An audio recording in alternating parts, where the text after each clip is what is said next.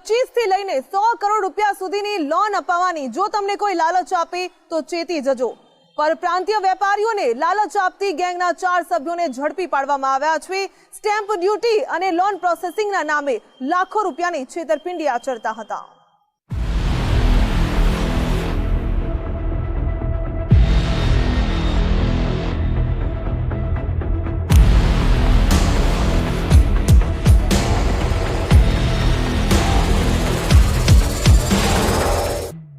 પૂર્વોત્તર ભારત અને દક્ષિણ ભારતના વેપારીઓ વિકસિત ગુજરાતના વેપારીઓની સાથે લેવડ દેવડ કરવા આતુર છે। કેમિકલથી લઈને કાપડ, હીરાથી લઈને નાની મશીનરીની લેવેચ દરમિયાન વેપારીઓની વચ્ચે સંપર્ક થાય છે। ગુજરાતની વેપારી ઇમેજને ધક્કો પહોંચાડીને અન્ય રાજ્યોના વેપારીઓને ઠગતી ગેંગ પણ વારંવાર ઝડપાઈ છે। અમદાવાદ ઝોન 7 લોકલ ક્રાઇમ બ્રાન્ચના જવાનોએ બોડકદેવ અને સેટેલાઇટ વિસ્તારમાં લોનના નામે લાખો રૂપિયાની છેતરપિંડી આચરતી ગેંગને ઝડપી। આ ટોળકીએ ટેલિગ્રામ સહિતની સોશિયલ મીડિયા સાઇટ પરથી અન્ય રાજ્યના વેપારીઓને ટેલિફોનિક સંપર્ક કરી બેંક કરતા અડધા વ્યાજે મોટી રકમની લોન આપવાનું વચન આપ્યું। આકર્ષક ઓફર સાંભળીને છટકામાં આવતા વેપારીને અમદાવાદમાં મીટિંગ કરવા બોલાવતા।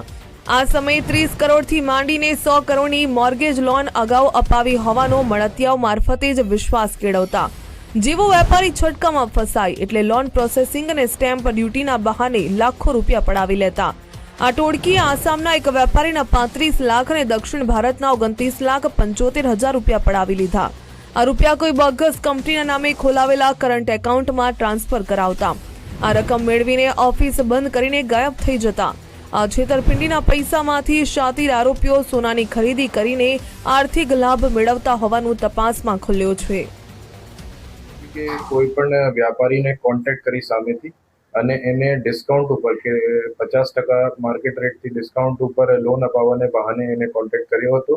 એમાં બોડકદેવવાળી ફરિયાદમાં જોરહટ આસામના બિઝનેસમેન હતા અને બીજીમાં તમિલનાડુના એક બિઝનેસમેન હતા અને એને કોન્ટેક્ટ કરીને અને એના પછી અમદાવાદ બોલાવીને અમદાવાદમાં એક ઓફિસમાં મીટિંગ કરી હતી। તે પછી એ ટોળકીના જ માણસ બંને જગ્યાએ ગયા હતા વેરિફિકેશનના બહાને અને તે પછી ફરીથી એકવાર અમદાવાદમાં મીટિંગ કરીને અને બોડકદેવવાળી એફઆઈઆરમાં 100 કરોડના લોન અને એમાં 30 કરોડના સેટેલાઇટમાં 30 કરોડના લોનના બહાને એને સ્ટેમ્પ ડ્યુટી 1% કે 0.5% સ્ટેમ્પ ડ્યુટીના બહાને બોડકદેવવાળી એફઆઈઆરમાં જોરહાટના વેપારીથી 35 લાખ રૂપિયા અને સેટેલાઇટવાળી એફઆઈઆરમાં તમિલનાડુના વેપારીથી 29,75,000 રૂપિયા કઢાવીને એ બનાવ બનેલો હતો।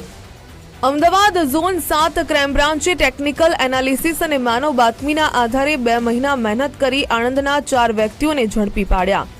આણંદ ડેપોમાં બસ કંડક્ટર તરીકે ફરજ બજાવતા 49 વર્ષીય જીતેન્દ્ર મકવાણા અને મૂળ આણંદના જ 38 વર્ષીય અલ્પેશ મકવાણા ધોરણ 12 સુધીના અભ્યાસ બાદ હાલમાં બેકાર હતા, જ્યારે 40 વર્ષીય કેયુર પટેલ આણંદમાં રેપિડો ડ્રાઈવર તરીકે ફરજ બજાવે છે, જ્યારે 48 વર્ષીય શૈલેષ પરમારે ધોરણ 10 સુધીનો અભ્યાસ કર્યો છે, જ્યારે વિક્કી સુરેશચંદ્ર શર્મા અને નિતાંત પૂર્ણચંદ્ર શર્મા નામના 2 મુખ્ય માસ્ટરમાઇન્ડ હાલમાં ફરાર છે। આણંદ જિલ્લાના 4 આરોપીઓની સામે વિવિધ કલમો હેઠળ 2 પોલીસ સ્ટેશનમાં ગુના દાખલ કરાયા છે। એ આણંદમાં અગાઉ પણ એવો કરેલો તે એવી પ્રાથમિક માહિતી છે, બટ એ તપાસમાં ખબર પડશે કે એ ક્યાંથી શીખેલા છે અને એને નંબર જો છે વેપારીઓને એ કેવી રીતે એની ખબર પડે। ટેલિગ્રામ ગ્રુપમાંથી કે કંઈ બીજા કોઈ આરોપીથી એને નંબર મળેલા છે એવી પ્રાથમિક માહિતી છે। આ મુખ્ય આરોપી જે ફરાર છે જે એ લોકોને પહોંચાના છે એ લોકોનો બેકગ્રાઉન્ડ શું છે એ અંગે કોઈ પણ હકીકત સામે આવી? એ આણંદના રહેવાસી છે, પણ એના મૂળ જયપુર રાજસ્થાનના છે। જયપુરમાં પણ તપાસ કરેલી છે, પણ અત્યાર સુધી એ ફરાર થઈ ગયા છે। અમદાવાદ પોલીસે ઝડપેલા 4 આરોપીઓ પાસેથી 4 મોબાઈલ ફોન અને 16,000ની રોકડ રકમ મળી આવી છે। વિક્કી અને નિતાંત શર્માએ આણંદના યુવકોને નજીવા રૂપિયાની લાલચે વિવિધ ગુનાહિત કામમાં સામેલ કરાવ્યા હતા। આ પદ્ધતિએ વધુ કોઈ શહેરોમાં ઓફિસ ખોલીને અન્ય યુવકોને પણ સાથે રાખ્યા હોવાની શક્યતા છે। આ ઠગબાજ ટોળકીએ લોન પ્રોસેસિંગ અને સ્ટેમ્પ ડ્યુટીના બહાને અનેક વેપારીઓને શિકાર બનાવીને રૂપિયા પડાવ્યા હોવાની આશંકા છે।